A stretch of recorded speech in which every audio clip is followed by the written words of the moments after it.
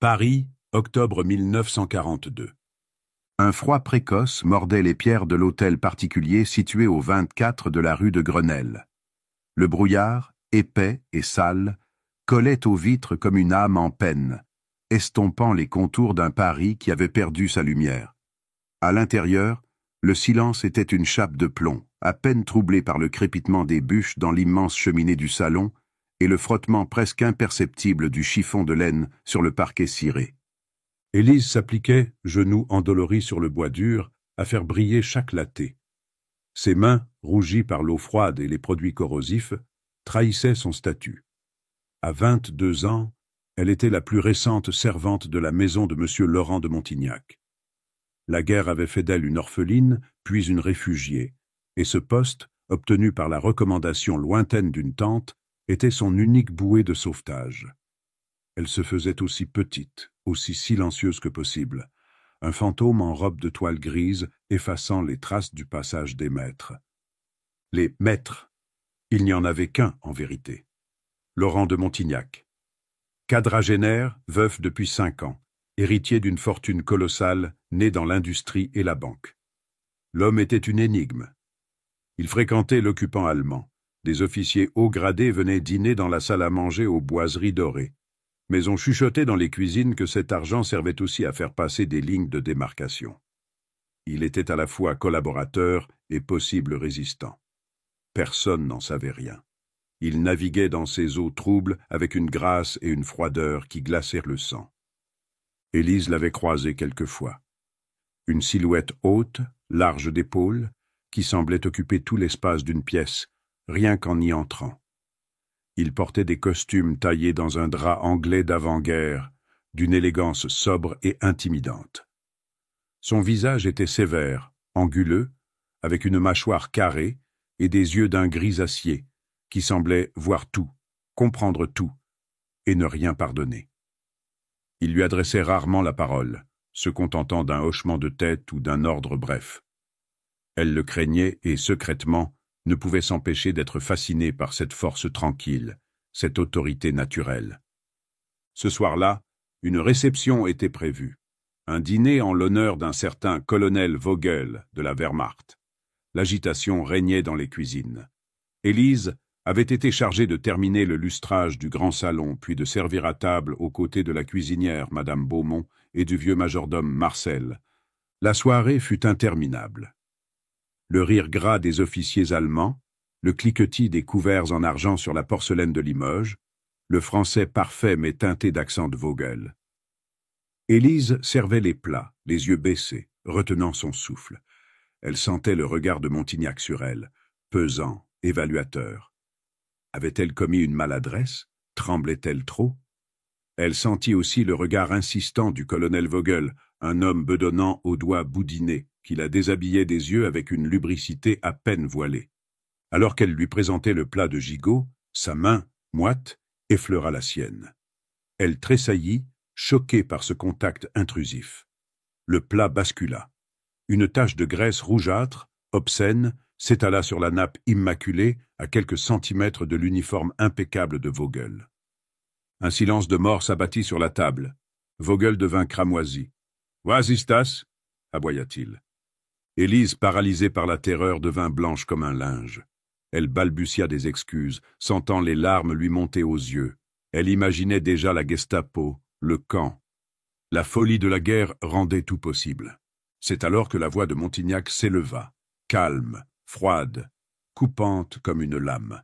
« Mein Herr Colonel, veuillez excuser cette maladresse. La nouvelle servante est encore très nerveuse. La vue de l'uniforme, sans doute. » Il eut un petit sourire qui n'atteignit pas ses yeux. « Je vous prie de ne pas lui en tenir rigueur. Je m'en occuperai personnellement. » Le « personnellement » fit frissonner Élise. Vogel, flatté par la déférence et l'allusion à la puissance de son uniforme, se calma et esquissa un rire forcé. L'incident était clos. Pour les autres, un regard de Montignac vers Marcel suffit. Le majordome prit Élise par le bras et la fit sortir de la salle. « Allez dans le bureau de monsieur et attendez. » Tremblante, Élise obéit. Le bureau de Montignac était une pièce sombre, tapissée de livres rares. Un bureau en acajou massif trônait au centre. Elle resta debout, incapable de s'asseoir, le cœur battant à tout rompre. Que lui ferait-il? La renvoyer? Pire? La porte s'ouvrit sans un bruit. Montignac entra, referma la porte derrière lui et verrouilla le loquet. Le petit clic résonna comme un coup de feu dans le silence. Il se posta devant elle, imposant. Elle pouvait sentir son parfum, un mélange de tabac blond, de cuir et de savon à la bergamote. « Vous avez failli tout compromettre », dit-il d'une voix basse qui vibrait de colère contenue. « Je suis désolé, monsieur, il m'a touché la main, Je sais ce qu'il a fait, l'interrompit-il. Son regard la scrutait, intense. Ici, vous devez tout supporter. Un regard, une main baladeuse, une insulte. Vous devez être un mur, invisible, insensible. Comprenez-vous? Elle hocha la tête, incapable de parler. Il s'approcha encore, si près qu'elle pouvait voir la texture fine de sa chemise, les minuscules rides d'expression au coin de ses yeux. « La peur est un luxe que nous ne pouvons plus nous permettre, Élise. » Il avait utilisé son prénom. Pour la première fois. Cela eut l'effet d'une caresse et d'une gifle. « Que allez-vous me faire » murmura-t-elle, la voix brisée. Il la regarda longuement, comme s'il pesait le pour et le contre. Sa colère semblait retomber, remplacée par une curiosité intense. « Vous punir? Vous renvoyer à la rue? Ce serait stupide. La stupidité, en ce moment, est un crime. » Il fit un pas de côté et se posta devant la fenêtre, observant le noir dehors.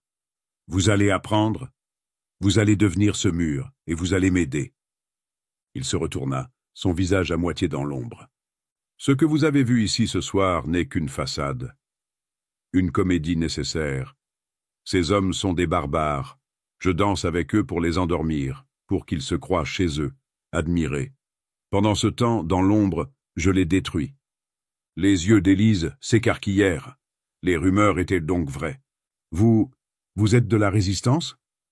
Ne prononcez jamais ce mot, gronda-t-il en se rapprochant, soudain menaçant.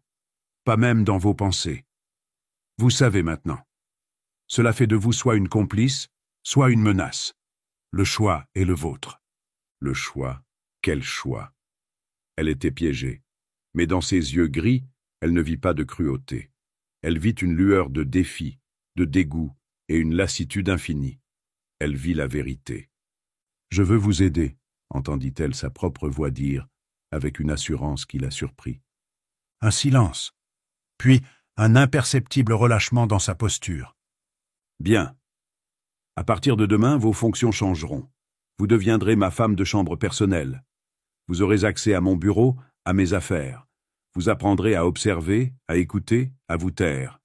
Et vous ferez exactement ce que je vous dirai. » Il s'approcha une dernière fois. Il leva une main et, au lieu de la gifler comme elle s'y attendait, il effleura du bout des doigts une mèche de ses cheveux châtains qui avait échappé à son chignon strict. « Et maintenant, allez vous coucher. Nous commençons demain. » Les semaines qui suivirent furent une transformation. Élise quitta les tâches ménagères brutales pour un service de proximité exigeant. Elle rangeait ses affaires, préparait ses costumes, apportait le café dans son bureau le matin. Elle apprit à connaître l'homme derrière le masque. Elle découvrit sa rigueur, son intelligence stratégique. Il lui apprit des codes, des moyens de communication discrets. Elle devint son lien avec un réseau de passeurs, portant des messages cachés dans le double fond de son panier à provisions ou dans les ourlets de ses jupes. Chaque sortie était un risque, chaque regard un danger. Mais sous sa direction ferme, elle devint excellente. La peur était toujours là, mais elle était canalisée, transformée en une adrénaline aiguisée. Et puis, il y avait les moments volés. Les matins brumeux où elle le surprenait, perdu dans ses pensées, les épaules voûtées par le poids de ses doubles jeux. Les soirs où il rentrait, l'air épuisé, et où elle lui servait un cognac sans un mot, sachant qu'il n'avait besoin que de silence. Une complicité étrange naquit entre le riche aristocrate et la petite servante. Un respect mutuel. Un soir de décembre, il neigeait. Paris était étrangement silencieux, comme assourdi par un linceul blanc. Elle était dans la bibliothèque, époussetant les livres selon ses instructions précises. Il entra, vêtu d'un simple pullover sombre qui accentuait sa carrure. Il avait l'air moins sévère, presque vulnérable. « Vous travaillez tard, Élise. »« Il restait ce rayon, monsieur. » Il s'approcha, prit un livre au hasard. « Vous aimez lire ? J'aimais ça. Avant. Il n'y a plus beaucoup de temps. » Il hocha la tête, regardant les flammes danser dans l'âtre. « La guerre nous vole tout, même les petits plaisirs. » Il se tourna vers elle. « Prenez ce livre, lisez-le. Il faut nourrir son esprit, surtout quand le monde autour de nous sombre dans la folleté. » C'était un roman de Flaubert. L'éducation sentimentale. Le geste était inattendu, d'une intimité déconcertante. « Merci, monsieur, » murmura-t-elle, le serrant contre sa poitrine comme un trésor. Il la regarda faire, et son expression changea. Le masque du maître impénétrable s'effrita, laissant place à quelque chose de plus chaud, de plus intense. Il vit la jeune femme, non plus la servante. La lueur du feu jouait dans ses cheveux, illuminait la courbe de sa joue. Elle était belle, d'une beauté simple et forte qu'il n'avait jamais pris le temps de voir. « Élise » dit-il, et sa voix était plus grave, plus caressante. Il fit un pas, puis un autre. L'espace entre eux devint électrique. Elle leva les yeux vers lui. Son cœur se mit à battre follement. Ce n'était plus de la peur. C'était autre chose, bien plus dangereux. Il leva la main et cette fois, il caressa sa joue. Le contact de ses doigts calous sur sa peau fut une décharge. Elle ferma les yeux, un frisson la parcourant. « Vous êtes d'un courage rare », murmura-t-il, son visage si près du sien qu'elle sentait son souffle chaud. D'une loyauté précieuse. Sa main descendit le long de son cou, effleura sa clavicule dénudée. Un geste d'une incroyable sensualité, possessif et admiratif à la fois. « Monsieur, Laurent » chuchota-t-elle, perdue. À l'énonciation de son prénom, quelque chose se brisa en lui. Il se pencha et captura ses lèvres. Ce ne fut pas un baiser doux. Ce fut une revendication, une conflagration, un mélange de faim accumulé, de tensions contenues pendant des mois, de désirs refoulés et de la conscience aiguë du danger qui les entourait. C'était le goût du cognac, de la neige et de l'interdit. Elle répondit avec une ardeur qui la surprit, s'accrochant à ses épaules pour ne pas tomber, s'abandonnant à la force qui l'enveloppait. Quand ils se séparèrent, essoufflés, le monde autour avait disparu. Il n'y avait plus que le crépitement du feu et le souffle rauque de leur passion. « Ceci est une folie, » dit-il, la voix rauque, son front contre le sien. « Oui, » souffla-t-elle. « Cela ne peut pas arriver. C'est trop dangereux, pour vous. »« Je ne me soucie pas du danger. » Il la regarda et dans ses yeux gris, elle vit enfin la passion qu'il cachait si bien. Un volcan sous la glace. « Moi si, » dit-il. Mais ses mains continuaient de caresser son dos comme incapables de la lâcher. Il l'embrassa à nouveau, avec plus de lenteur cette fois, explorant, savourant. Puis ses lèvres descendirent sur son cou, dans le creux chaud de son épaule. Elle gémit, la tête renversée en arrière, offrant son corps à ses baisers. Ses doigts agiles défirent les boutons de sa robe de service, si laid, et la firent glisser de ses épaules. Elle frissonna, non de froid, mais sous le regard brûlant qui découvrait son corps, seulement vêtu d'une simple combinaison de coton. « Vous êtes si belle » murmura-t-il d'une voix émerveillée. Il la prit dans ses bras, elle était si légère, et la porta jusqu'au canapé de cuir devant le feu. Il l'allongea délicatement et se pencha sur elle, dominant son corps de son ombre protectrice. Ce qui suivit fut une découverte lente et fiévreuse. Il détacha les attaches de la combinaison, révélant sa peau pâle que la lueur orangée du feu dorait. Ses mains d'homme d'affaires et de stratège, se firent incroyablement douces pour explorer chaque courbe, chaque frémissement. Il embrassa ses seins, faisant rougir ses pointes de désir, traçant du bout de la langue un chemin brûlant sur son ventre. Élise était en feu. Elle n'avait jamais connu cela. Elle n'était plus une servante, il n'était plus le maître. Ils étaient un homme et une femme, unis par un désir brut et pur, hors du temps et de la guerre. Elle se laissa aller, archa sous ses caresses, osant à son tour défaire les boutons de sa chemise, poser ses mains sur la peau chaude et musclée de son torse, sentir la puissance contenue de son corps. Quand il entra en elle, ce fut à la fois une conquête et une offrande. Il y eut un moment de douleur, vite submergé par une vague de plaisir si intense qu'elle en cria, un cri qui l'étouffa d'un baiser profond. Il se mit à bouger en elle avec une lenteur calculée d'abord, puis avec une passion de plus en plus sauvage. Leurs corps se répondaient, cherchant un rythme primal, un antidote à la mort qui rôdait dehors. C'était plus qu'un accouplement. C'était un acte de vie, de rébellion, une affirmation d'humanité dans un monde devenu fou. Ils atteignirent l'extase ensemble, dans un silence bruyant de souffles coupés et de peau moite. Puis, il s'effondra sur elle, son poids l'enracinant au canapé, à la réalité. Ils restèrent ainsi un long moment, enlacés, écoutant leur cœur battre à l'unisson. La guerre, le danger, étaient toujours là. Mais pour cette nuit, dans le cercle de lueur du foyer, ils avaient trouvé un havre de paix fait de chair et de désir. Leur liaison devint le secret le mieux gardé de la maison. Les jours, il était toujours Monsieur de Montignac, distant et exigeant. Elle était Élise, la femme de chambre efficace et discrète. Ils échangeaient des regards chargés d'une intensité qui leur coupait le souffle, des frôlements de doigts en passant une tasse, des messages codés dans des phrases anodines. Les nuits, c'étaient Laurent et Élise. Ils se retrouvaient dans sa chambre, un sanctuaire aux tentures sombres et aux grands lits drapés. Là, il n'était plus le stratège froid. Il était un amant passionné, attentif, assoiffé de son corps et de sa présence. Il lui apprit les plaisirs de la chair avec une patience et une inventivité qui la firent s'épanouir comme une fleur de nuit. Elle, en retour, lui offrait une tendresse, une authenticité qu'il avait oubliée. Elle était son ancrage, son secret, la source de sa force.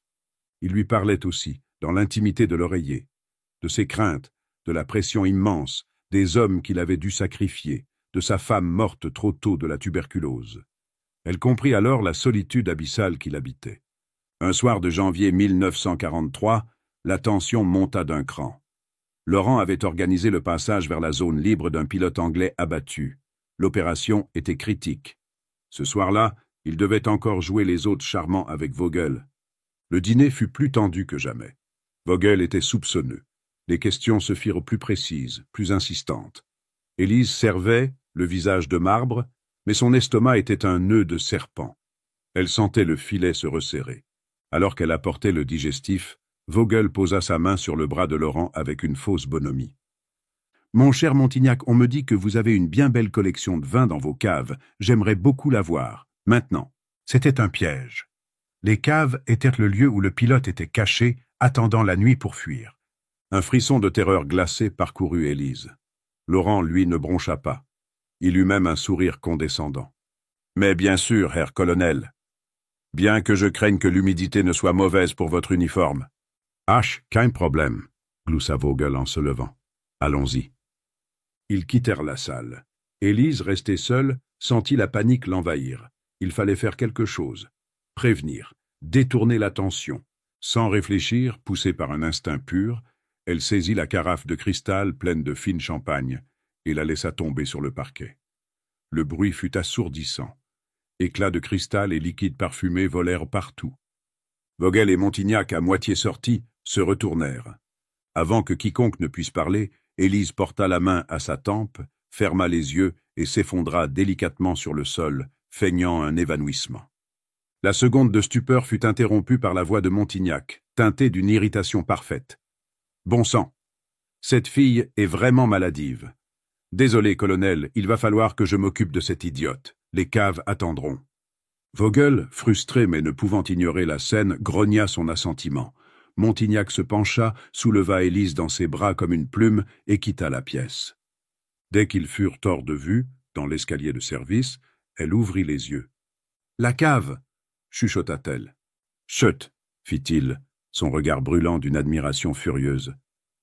C'était stupide et magnifique. Il ne la porte pas dans sa chambre, mais dans un petit débarras obscur.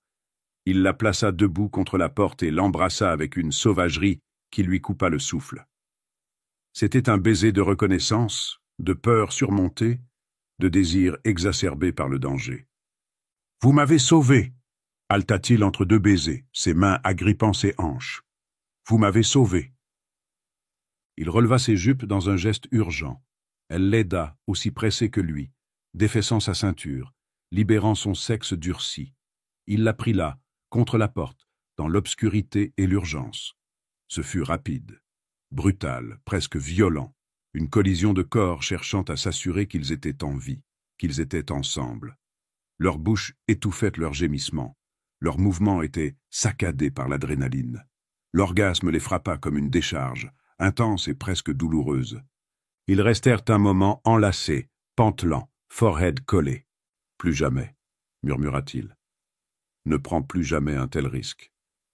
Je le ferai encore si c'est pour vous. » Il la serra plus fort contre lui, et elle sentit son cœur battre à tout rompre contre le sien. Le temps passa. Les saisons changèrent. Leur amour grandit, mûrit dans la serre étouffante de l'occupation. Ils vécurent 1000 vies en une, entre les murs de l'hôtel particulier, amants le nuit, complices le jour, jouant constamment leur propre mort. Puis vint le débarquement. Puis la libération de Paris en août 1944. Les rues explosèrent de joie, de chants, de larmes. La ville était en folie. De leurs fenêtres, Laurent et Élise regardèrent les drapeaux français flotter à nouveau. Ils étaient silencieux. Leur guerre, à eux, était finie. Mais quelle paix allait suivre? Les épurateurs arrivèrent. Laurent de Montignac, le collaborateur notoire, fut arrêté sur dénonciation. On oublia vite les messages passés, les vies sauvées. On ne vit que les dîners avec l'ennemi. Élise se battit comme une lionne. Elle témoigna. Elle retrouva les pilotes anglais sauvés, les familles juives exfiltrées, les résistants qu'il avait financés. Elle brava les juges, la foule haineuse, utilisant son intelligence et son courage qu'il lui avait enseignés. Le procès fut long, mais la vérité finit par éclater. Laurent de Montignac fut acquitté, blanchi, célébré comme un héros de l'ombre. Le soir de sa libération, il rentra à la rue de Grenelle. La maison était silencieuse. Élise l'attendait dans le salon, vêtue non pas de sa robe de servante, mais d'une simple robe bleue qui faisait ressortir ses yeux. Ils se regardèrent longuement. Le maître et la servante n'existaient plus. Il n'y avait plus que Laurent et Élise, deux survivants, deux âmes sœurs soudées par le feu de l'épreuve. Il traversa la pièce et tomba à genoux devant elle, enfouissant son visage dans son ventre, l'enlaçant comme un naufragé échoué sur la rive. Elle passa ses doigts dans ses cheveux grisonnants, le berçant doucement. « C'est fini, Laurent. » Il leva les yeux vers elle. Dans son regard gris, il n'y avait plus de glace, plus de masque, seulement de l'amour, un amour brut, vrai, forgé dans les ténèbres. « Rien n'est fini, » murmura-t-il. « Tout commence. » Il se releva et prit sa main. De l'autre, il sortit de sa poche un écrin de velours. À l'intérieur, un solitaire étincelait, pur et simple. « Élise, tu as été ma force, mon courage, ma lumière dans l'ombre. Tu m'as sauvée dans tous les sens du terme. Veux-tu m'épouser? Non comme ma servante, mais comme ma reine, ma femme, mon égale. » Les larmes aux yeux, elle regarda la bague, puis son visage marqué par les épreuves mais radieux d'amour. Elle n'hésita pas. La guerre était finie. Leur histoire, leur vraie histoire, pouvait enfin commencer. « Oui, » dit-elle simplement. Il glissa la bague à son doigt, puis la prit dans ses bras et l'embrassa, sous les yeux des portraits d'ancêtres sévères, dans le salon où tout avait commencé. Ce n'était plus un baiser de passion volée ou de peur surmontée. C'était un baiser de promesse, une promesse d'avenir, de paix, et d'un amour qui avait su triompher de l'ombre pour s'épanouir à la lumière.